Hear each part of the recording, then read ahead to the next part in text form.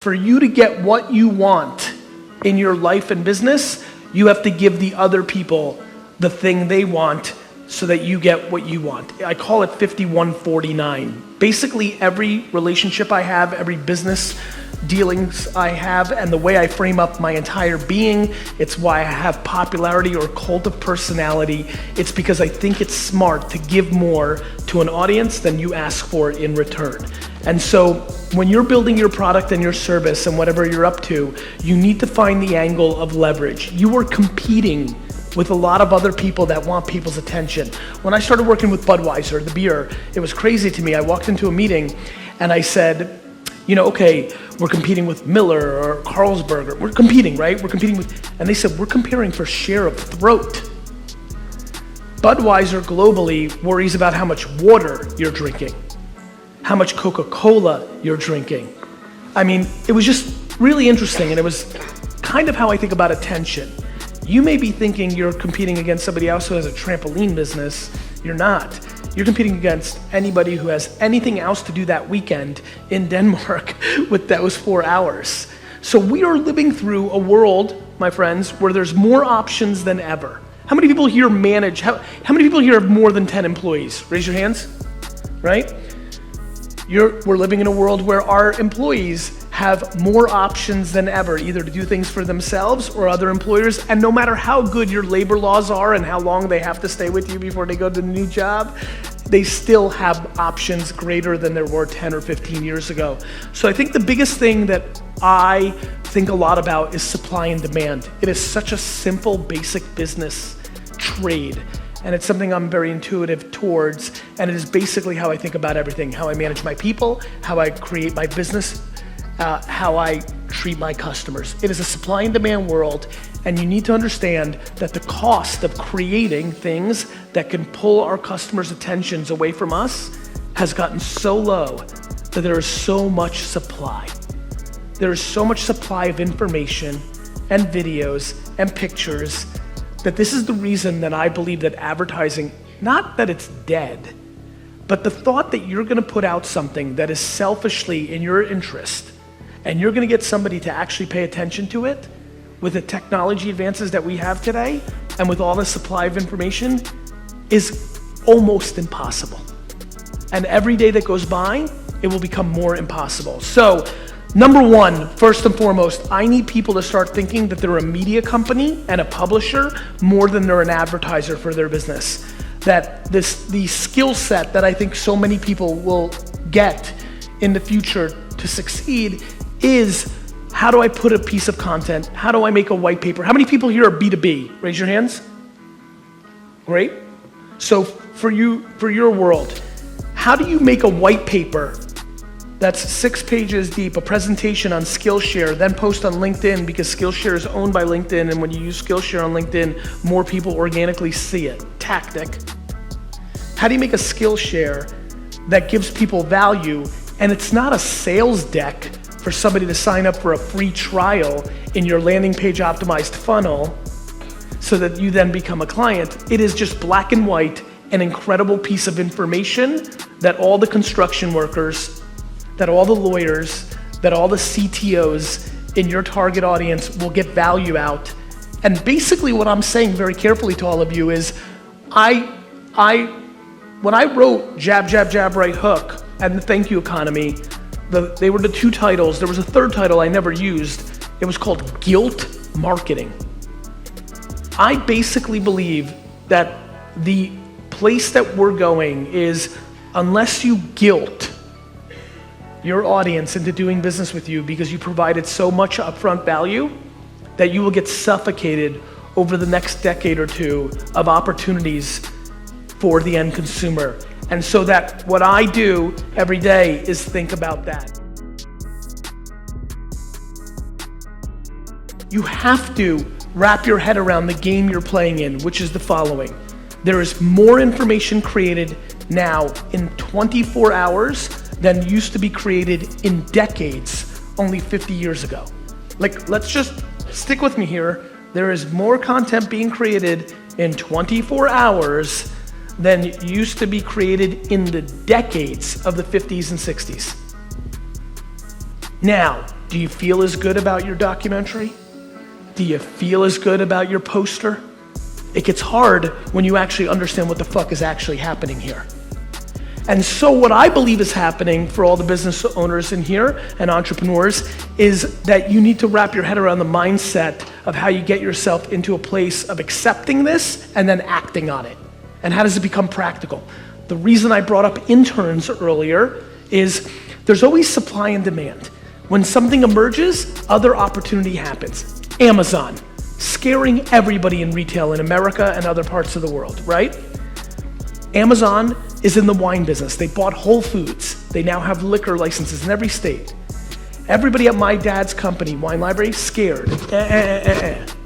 Me, excited.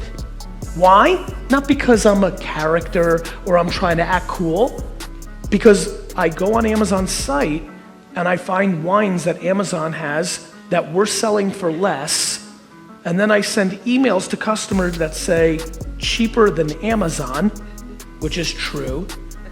And then from a branding standpoint, it makes them think we're incredible because nobody's cheaper than Amazon on anything. And even though Amazon is gonna take market share, they're not gonna take it from me.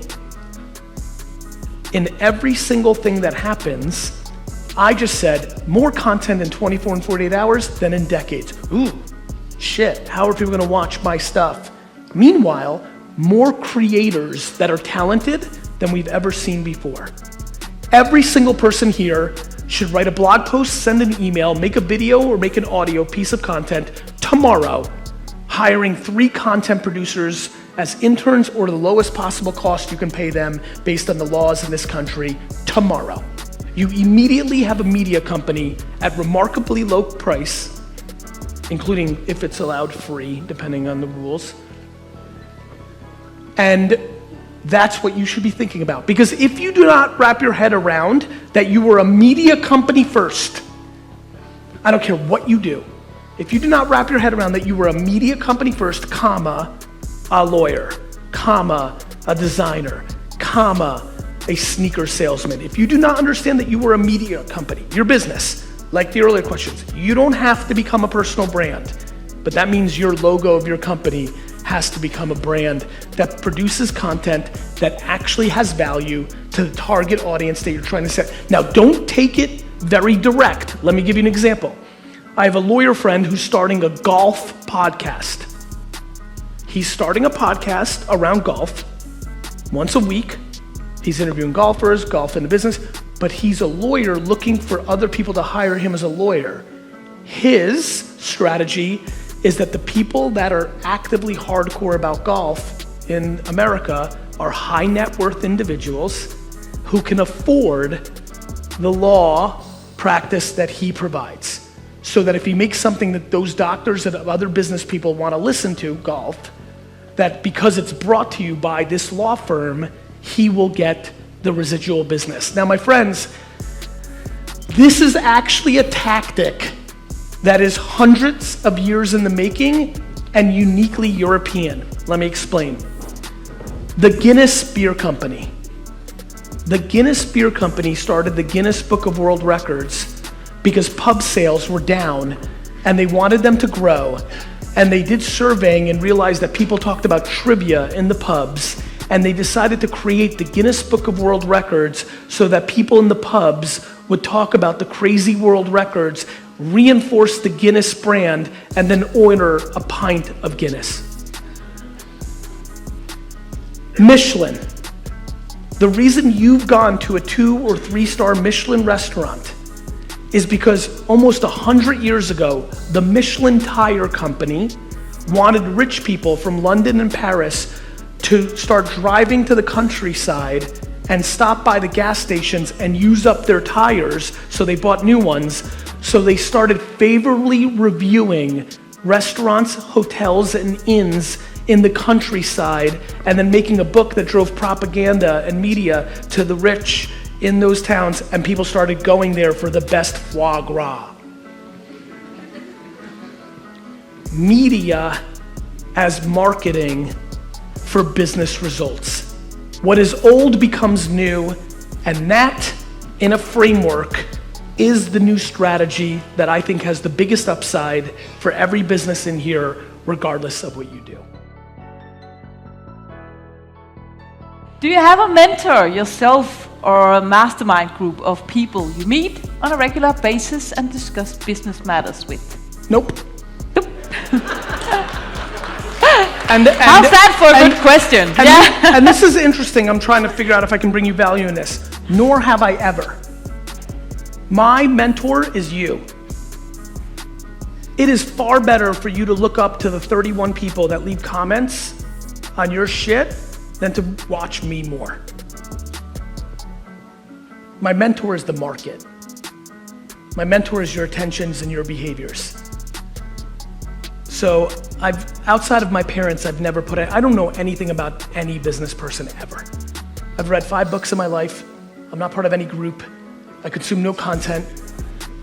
I consume the market, which is why I see these things, because I watch what you do. You know how Wikipedia and YouTube, you start watching something or reading something and 3 hours later, you're learning about like red-headed Eskimos, right?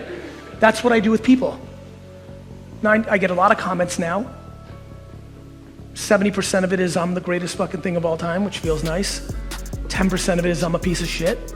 And then the 20%, there's people trying to leave something thoughtful. Of that 20%, 5% of it is thoughtful.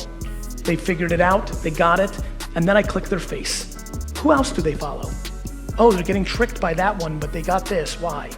Oh, why are they taking pictures of, music festivals? Why are they drinking beer? Why is craft beer moving?